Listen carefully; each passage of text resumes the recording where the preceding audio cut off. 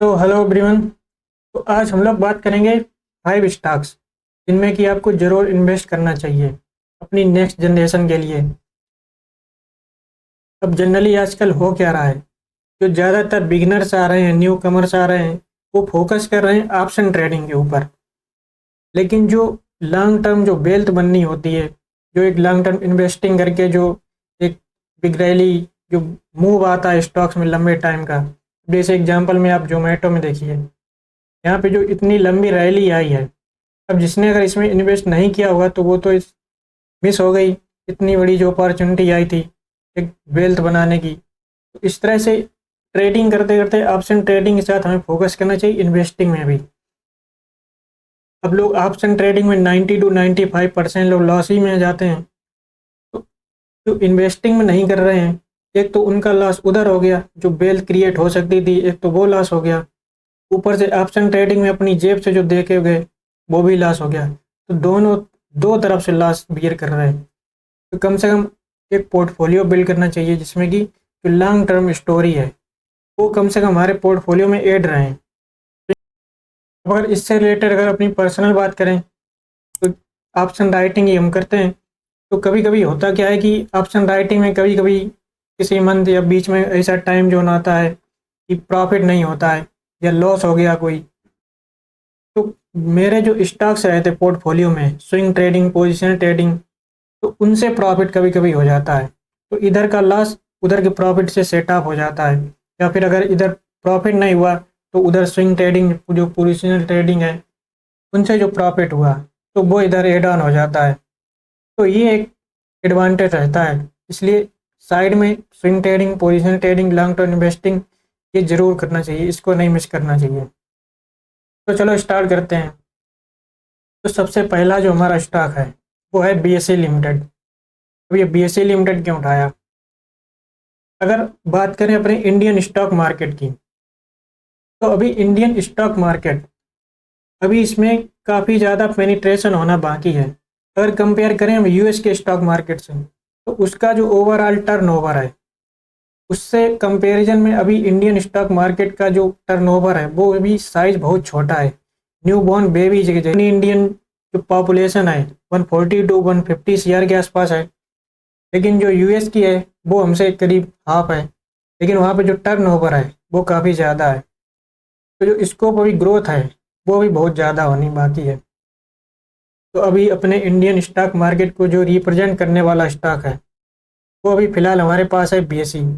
NSE का कभी आएगा तो उसके बारे में बात करेंगे। तो अगर बात करें बीएसई में, तो बीएसई की टोटल मार्केट कैप ये रही। अगर इसके पीएनएल स्टेटमेंट को देखें कि ये प्रॉफिट जनरेट हो भी रहा है यहाँ कि नहीं। जो इस फाइनेंशियल ईयर का जो लेटेस्ट सेल्स आई है, जो नेट प्रॉफिट आया है वो ऑल टाइम हाई पे है। ये रही इसकी जो सेल्स आई है, और ये इसका रहा नेट प्रॉफिट 753 के आसपास, जो कि इसका ऑल टाइम हाई पे है। इससे आपको आइडिया लग गया होगा कि अभी ग्रोथ कितनी हो रही है, आगे कितना अभी स्कोप इसमें बाकी है। अगर इसका चार्ट की बात करें, टेक्निकल चार्ट की, तो टेक्निकल चार्ट एक बार चेक कर लेते हैं। अभी रिसेंटली इसका जो प्राइस है अभी डाउन हुआ था, 10-12% डाउन हुआ था, क्योंकि सेबी की कुछ इसमें जो कॉन्ट्रैक्ट वैल्यू के ऊपर सेबी का कुछ इसमें वो आया था। इसमें सेबी का था कि जो बीएसई एक्सचेंज है वो जो ऑप्शन का जो टोटल लॉट है उसके ऊपर जो चार्ज होता है वो दे रहा था सेबी को। लेकिन सेबी ने कहा कि हमें ओवरऑल जो कॉन्ट्रैक्ट वैल्यू होती है, टोटल लॉट साइज के ऊपर जो कॉन्ट्रैक्ट वैल्यू होती है उसके ऊपर पूरी जो चार्ज होता है वो उसके ऊपर कुछ डिमांड की गई है। तो अब उस पर गूगल पर सर्च करना है, आपको मिल जाएगा। तो अगर हम इसके चार्ट पे देखें तो ये एक आपको सपोर्ट एरिया दिख रहा होगा। यहाँ पे अभी स्टॉक प्राइस सपोर्ट लेने के बाद वापस से बाउंस बैक कर गया, क्योंकि यहाँ पे एक बाइंग जोन था। तो इस एरिया में आप शेयर को एक्यूमुलेट कर सकते हैं। अगर प्राइस इससे नीचे और आता है तो फिर यहाँ पे आप फिर तो काफ़ी अंडर वैल्यूड हो जाएगा स्टॉक। तो इसको आप लॉन्ग टर्म के लिए लेके रख सकते हैं।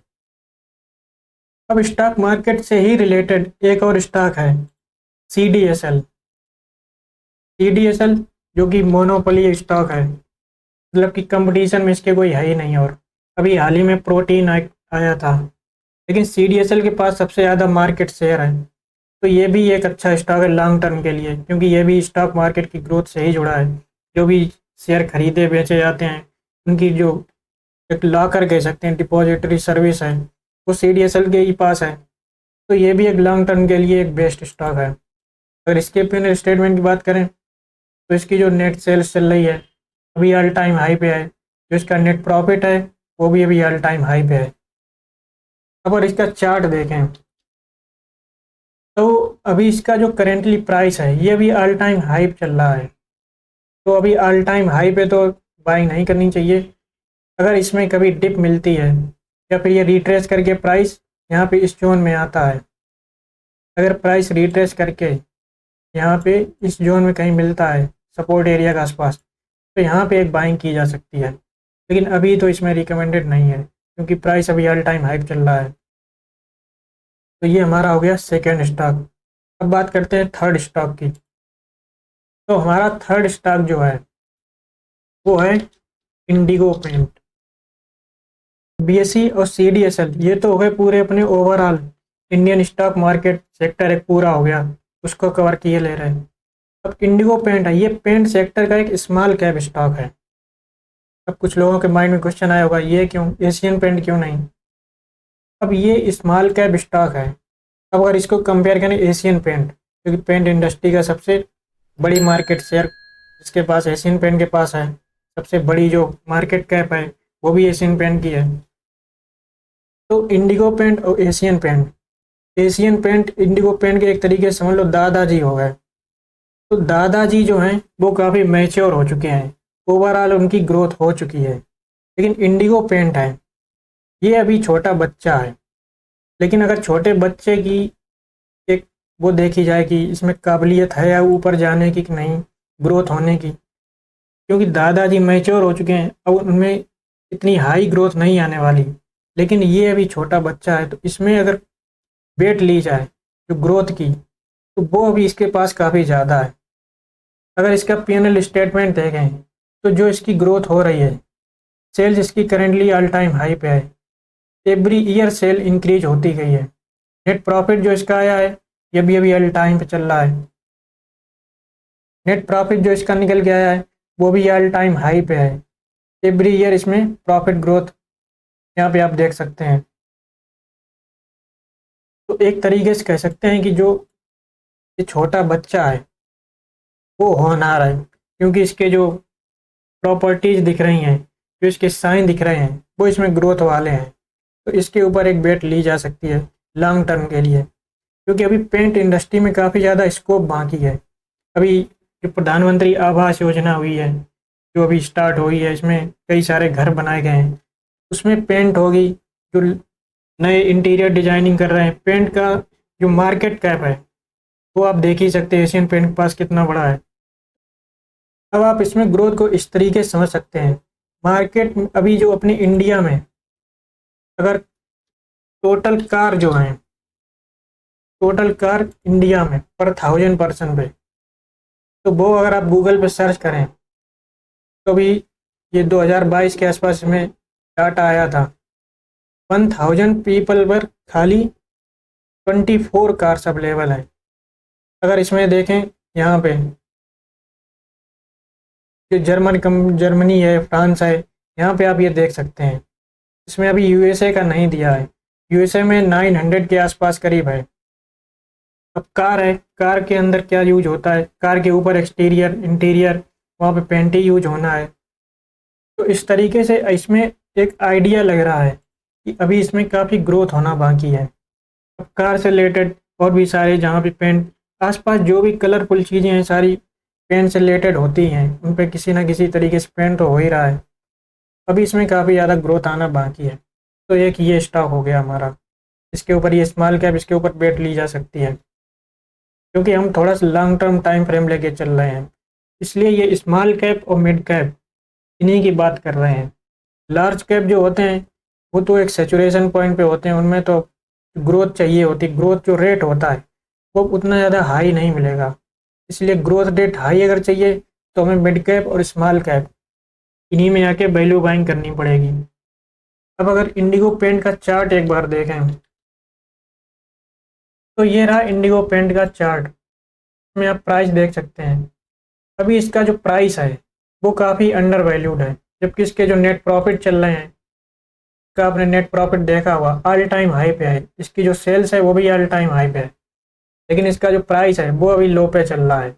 अभी इसने जो ऑल टाइम हाई है वहाँ तक अभी गया ही नहीं है। तो यही होती है एक वैल्यू बाई, जहाँ पे प्राइस लो हो, जो नेट सेल्स हो, प्रॉफिट हो, वो ऑल टाइम हाई पे हो। तो यही तो चाहिए होती है, यही आगे चल के आगे मल्टीबैगर बन सकता है। वैसे अभी तक जिन्होंने इंडिगो पेंट की जो शेयर एनालिसिस वीडियो है वो हमने अभी कुछ दिन पहले बनाई थी, उसको अगर आपने अभी तक नहीं देखा है तो जाके देखिए। उसकी जो डिटेल एनालिसिस है वो उसमें शेयर की गई है। तो इसके जो एनालिसिस वीडियो की लिंक है वो नीचे डिस्क्रिप्शन बॉक्स या कमेंट बॉक्स में अवेलेबल हो जाएगी, वहाँ से जाके आप देख सकते हैं। इसकी जो प्लेलिस्ट है शेयर एनालिसिस वीडियो प्लेलिस्ट, वहाँ पे भी आप जाके सारे जो स्टॉक की एनालिसिस वीडियो हैं वो सारी की सारी आपको वहाँ मिल जाएंगी, तो वहाँ पे जाके आप देख सकते हैं। तो ये अब आते हैं हमारा नेक्स्ट स्टॉक। नेक्स्ट जो हमारा स्टॉक है वो है बैंकिंग सेक्टर से, बैंकिंग सेक्टर का एक स्मॉल कैप स्टॉक, उसका नाम है उत्कर्ष स्मॉल फाइनेंस बैंक। अब अगेन ये भी एक छोटी सी एक छुटकुच कंपनी है बैंकिंग सेक्टर की, स्मॉल कैप कंपनी है। इसका जो पी रेशियो आप देख रहे हैं काफ़ी कम है, यानी कि इसकी जो बैलेंस शीट है ये काफ़ी अच्छी होगी। तो अगर इसका रेवेन्यू आप देख रहे हैं एवरी ईयर कंटिन्यू, एक भी साल ऐसा नहीं रहा जिसमें इसकी जो रेवेन्यू है ग्रोथ हुई ना हो। हर साल इसकी रेवेन्यू में ग्रोथ आप देख रहे होंगे कहाँ से कहाँ पहुँच गई। जो इसका नेट प्रॉफिट है ये भी कंटिन्यू ग्रो हो रहा है। अभी जो इसकी जो all time high net sales है, ऑल टाइम हाई पे इसके जो नेट प्रॉफिट हैं, आपको आइडिया लग गया होगा कि स्टॉक में क्या पोटेंशियल आगे आने वाला है। अब सेम थ्योरी इसमें भी एप्लीकेबल होती है। ये है दादाजी एचडीएफसी बैंक, ये है छोटा सा बच्चा। अब अगर इसका टेक्निकल चार्ट एक बार देखते हैं तो इसके चार्ट पे देखें क्या चल रहा है। तो ये अभी बहुत ज़्यादा टाइम नहीं हुआ इसको लिस्ट हुए, छोटी सी कंपनी है। तो ये अभी एक रेंज में इसका प्राइस है, ना अभी बहुत ज़्यादा प्राइस डाउन आया है ना अभी बहुत ज़्यादा ऊपर भागा है। तो यहाँ पे एक बेट ली जा सकती है, इसको भी अपने लॉन्ग टर्म पोर्टफोलियो में रखा जा सकता है। अब इसके बाद जो नेक्स्ट स्टॉक है वो है, हमने लिया है पावर सेक्टर। पावर सेक्टर जो कि इंडिया में काफ़ी डिमांड अभी है करंट में, आगे भी फ्यूचर में भी रहेगी। जो भी डिजिटल एसेट, जितने भी डिजिटल प्रोडक्ट हैं, जितनी भी नई टेक्नोलॉजी आएगी सब चलेगी पावर पे ही। तो पावर की डिमांड अभी भी है, आगे भी रहेगी। तो इस सेक्टर पे एक बेट ली जा सकती है। अब ये एक स्मॉल कैप कंपनी, अगेन एक small cap company power sector की, इसकी भी अगर आपने अभी तक जो शेयर एनालिसिस वीडियो है अपलोड की जा चुकी है चैनल पे, तो यहाँ पे भी आपको इसकी लिंक नीचे डिस्क्रिप्शन बॉक्स में मिल जाएगी, आप वहाँ जाके देख सकते हैं इसको। तो अगेन इसकी अगर P&L स्टेटमेंट की बात करें तो इसकी जो नेट सेल्स है, ये स्टॉक काफ़ी पहले प्रॉब्लम झेल चुका है क्योंकि इसके ऊपर जो डेट था वो काफ़ी ज़्यादा बढ़ चुका था। इसकी आप एनालिसिस वीडियो देखेंगे तो उसमें आपको डिटेल में डिस्कस किया है।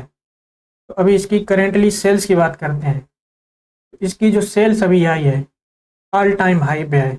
जो इसका नेट प्रॉफिट आया है, नेट प्रॉफिट में आप यहाँ पे जंप देखिए इसके लास्ट 3 ईयर में। उससे पहले तो ये लॉस में ही चल रही थी कंपनी, उसके बाद ये जो जंप आया है नेट प्रॉफिट में, ये एक तरीके कह सकते हैं गेम चेंजिंग। जो कंपनी में एक होता है ना, एक टर्निंग पॉइंट आता है, तो वो इसमें एक टर्निंग पॉइंट आ चुका है। एक गेम चेंजर स्टॉक बन सकता है आगे आने वाले टाइम के लिए, जबकि इसका जो प्राइस है वो अभी बहुत ज़्यादा कम है। अगर इसके चार्ट की बात करें तो करेंटली जो इसका प्राइस है ये अभी 20 रुपये के आसपास चल रहा है, लेकिन इसकी जो प्रॉफिट्स हैं उसके अगर एंगल से देखें तो अभी जो इसका प्राइस है ये भी काफ़ी लो है, प्राइस अभी ज़्यादा भागा भी नहीं है। यहाँ पे आप इसका पैटर्न देख रहे होंगे, ये एक reverse head and shoulder pattern जैसा क्रिएट हो रहा है यहाँ पे। तो यहाँ पे जो ड्राइंग है ये पहले जो एनालिसिस वीडियो बनाई थी उसकी ड्राइंग अभी तक में लगी हुई है। तो यहाँ पे आप देख सकते हो इसका जो टारगेट है कहाँ से कहाँ होने वाला है, आगे भी इसमें बहुत ज़्यादा ग्रोथ होना बाकी है। अब इसमें एक पॉइंट और जोड़ना चाहेंगे, इसमें लोग गलती क्या करते हैं, लोग मल्टी बैगर ढूंढने के चक्कर में जाते हैं पेन स्टॉक में। बिल्कुल जो 1 रुपये 2 रुपये चवन्नी अठन्नी वाले जो स्टॉक्स होते हैं उनके ऊपर बेट लेते जाके, जिनकी की कंपनी का कोई अता पता नहीं, प्रॉफिट क्या हो रहा, सेल्स क्या आ रही, कुछ आइडिया नहीं है। अब ये एक तरीके से समझो इस तरीके से हुआ जैसे कि एक बच्चा है जो अभी माँ के पेट में है, अभी 3-4 महीने उसको पेट में हुए हैं, उसके ऊपर बेट ले रहे कि ये जाके ओलंपिक में गोल्ड मेडल जीतेगा। तो ये सेम उसी तरीके से हुआ। एक जो पेनी स्टॉक्स है वो अभी कंपनी में अभी ग्रोथ भी नहीं हुई सही से, अभी उसको कम से कम अपना जो धंधा है वो जमने दो, प्रॉफिट्स आने दो, सेल्स बढ़ने दो, उसके बाद उसके ऊपर बेट ली जाती है। जो भी बच्चा अभी अंदर ही है, अभी बाहर तक नहीं आया, पता नहीं फिजिकली डिसेबल्ड ना हो जाए, क्या हो, उसकी जो हेल्थ है वो कैसी हो, उसके जो सिम्टम्स हों, जो साइंस हों आगे ग्रोथ होने वाले, तो जब तक अभी वो उसके बारे में कुछ हमें आइडिया ही नहीं है तो उसको कैसे हम मान सकते हैं कि ये ओलंपिक में जाके गोल्ड मेडल जीतेगा।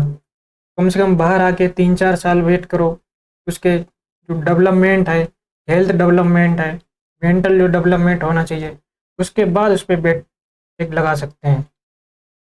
सेम थ्योरी अप्लाई होती है पेनी स्टॉक में। अब लोग पेनी स्टॉक पे ऊपर बेट लेते हैं, फिर बाद में लॉस करके बैठ जाते हैं, क्योंकि वो स्टॉक लोअर सर्किट लगाते ही रहता है, एक जेब तक करने का मौका नहीं मिलता। तो ये जो सारी गलतियां हैं इनसे अवॉइड करना चाहिए हमें। एक अच्छी कंपनी ढूंढनी चाहिए जिसमें ग्रोथ हो, ग्रोथ आ चुकी हो, प्रॉफिट्स हो रहे हो, प्रोडक्ट अच्छा हो, तब हमें उसके ऊपर बेट लेनी चाहिए। पेनी स्टॉक के चक्कर में पड़ेंगे तो वहाँ कुछ नहीं मिलेगा, अधिकतर लॉस ही लोग करके जाते हैं। तो ये थी आज की वीडियो। आई होप इससे कुछ आपको सीखने को मिला होगा। अगर इससे थोड़ी सी भी नॉलेज मिली है तो एक लाइक करके जाना।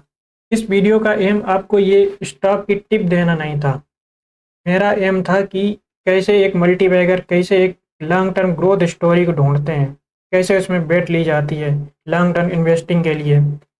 तो ये समझाना था। इस तरीके से आप बहुत सारे, ये 5 क्या, आगे बहुत सारे स्टॉक हैं जो भी हमने छोड़ दिए हैं। एक जैसे कैम्स है, कैम्स भी एक लॉन्ग टर्म इन्वेस्टिंग के लिए काफ़ी अच्छा स्टॉक्स है। उसकी भी शेयर एनालिसिस वीडियो चैनल पे अपलोड की थी, जाके आप लिंक नीचे मिल जाएगी, या वहाँ पे आप जाके देख सकते हैं। तो ऐसे बहुत सारे स्टॉक्स हैं।